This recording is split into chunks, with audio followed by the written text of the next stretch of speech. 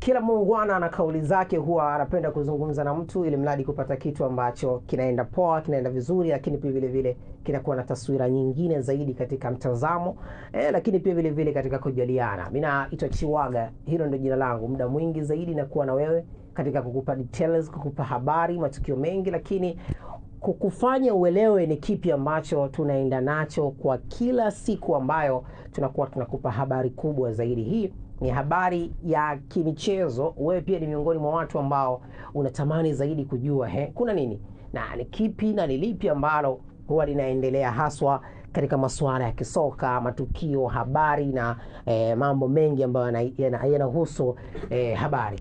Tukio kubwa ambalo nataka nikupe hapa ni tukio la klabu ya Yanga dhidi ya klabu ya Simba kucheza mchezo wao wa dabi, ambapo baada ya Yanga kwenda kushitaki kule kasi mahakama ya suluhisho ya mambo ya michezo, baadaye kuletewa taarifa kwamba kesi yao kule imeshindwa kupatikana majibu na kesi kurudishwa, kwamba kwa namna nyingine tunaweza kusema kwamba kesi kule iligota kwa Yanga, kwamba walishindwa na ikawakabidi warudi tena huku kwenye tunazungumzia TFF. Sasa yote kwa yote, kwa sababu niko hapa kukupa details za habari na matukio mengi, na kukumbusha subscribe kwenye YouTube channel yetu. Hii inaitwa CWG Digital, mimi naitwa Chiwaga kama nilivyokuambia. Kwa nini na kusihi na kukuambia zaidi ya mara moja usubscribe?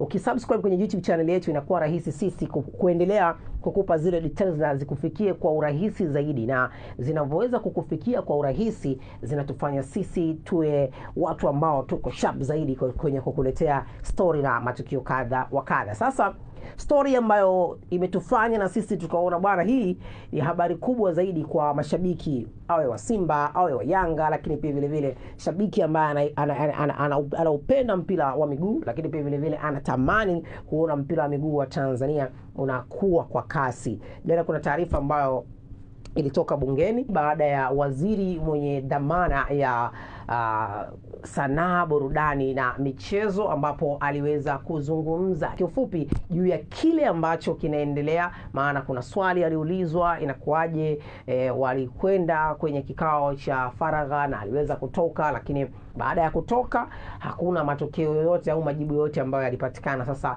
kauli ambayo alikuja kuzungumza Profesa Paramagamba Kabudi, haya ndio aliyokuwa akiyasema. Alisema kwamba swala la Yanga dhidi ya TFF na kwenda huko kesi hiyo yote inasimamiwa au ipo chini ya TFF, kwa sababu TFF ndio wanadili na masuala ya kimichezo. Ukitia kesi za michezo kwenye mambo ya serikali, unakuwa unachanganya mambo, na mwisho wa siku inaweza kupelekea kutokea changamoto yoyote au kwa TFF kufungiwa na mambo mengine ambayo yanaweza kufanya kwa kupiga penalti baadhi ya michuano wasicheze. Hayo sasa ndio alikuwa ameweza kuyazungumzia mheshimiwa waziri.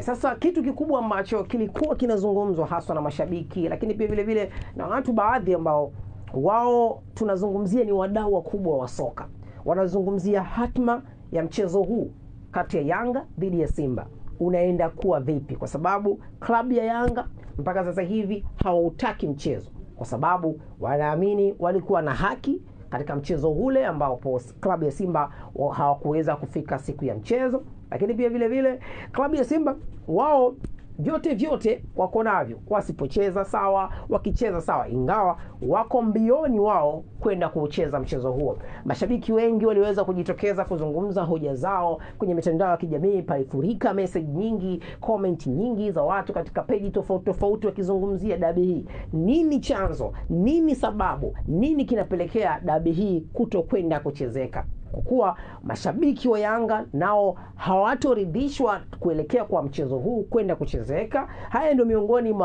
maswali, hoja ambazo zinakuwa zinajitokeza, lakini tukaona si vibaya wewe ambaye sasa hivi unataka kufahamu, je, ni kipi ambacho kinaendelea na kwa nini mchezo unakuwa unapigiwa debe kupata kuchezeka. Sasa sababu kuu tunaweza tukasema ni mbili au moja, kwa sababu mchezo huu ambao Simba dhidi ya Yanga ukishachezwa ndio unapatikana nani bingwa wa NBC kwa mwaka huu 2025 kuelekea 2024 2025.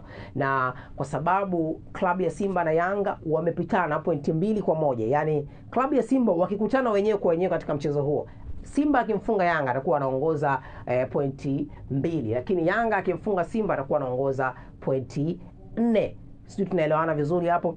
Kwa tathmini hiyo tu inaonyesha kwamba klabu ya Simba lazima aende kucheza mchezo huo ili mradi aweze kutangaza bingwa, tukiacha na vipolo vyake kama atashinda. Lakini kama vipolo atashindwa, maana yake hapo kutakuwa na wimbi kubwa sana la Yanga dhidi ya Simba. Lakini kwa timu ya Yanga, wao hawako radhi katika mchezo. Tunaona benchi la ufundi, tunaona mashabiki, tunaona wadau, wapenzi wakionyesha kwamba kutoridhishwa na matokeo ambayo yamepatikana, kutoridhishwa na hukumu ambayo imepatikana, lakini pia vile vile kutokuwa sahihi kuelekea mchezo huu wa dabi kati ya Simba na Yanga. Sasa kwako wewe pia tunahitaji comment yako. Kipi ambacho unakiona? Kipi ambacho unahisi kinaweza kikawa suluhu ya hili? Je, watu wapewe pointi 1-1 mchezo usichezeke? Watu wapewe pointi 3-3 mchezo usichezeke? Au msumari wa moto upigiliwe katikati, mmoja apewe pointi 3, mmoja aumizwe, au waingie uwanjani kwenda kucheza huo? Tupo hapa kukupa update, na update ni hizi muhimu kwako. Subscribe kwenye YouTube channel yetu, ni easy zaidi. Hii ni CWG Digital. Mimi naitwa Chiwaga, that's my name. Unaweza kunicall me katika Instagram yangu, pale kuna namba pale, unaweza kunipata IG yangu, inakuwa fresh tu, tutazungumza mengi. Lakini pia vile vile kama kuna matangazo na baadhi ya vitu vingine tunaweza tukashare.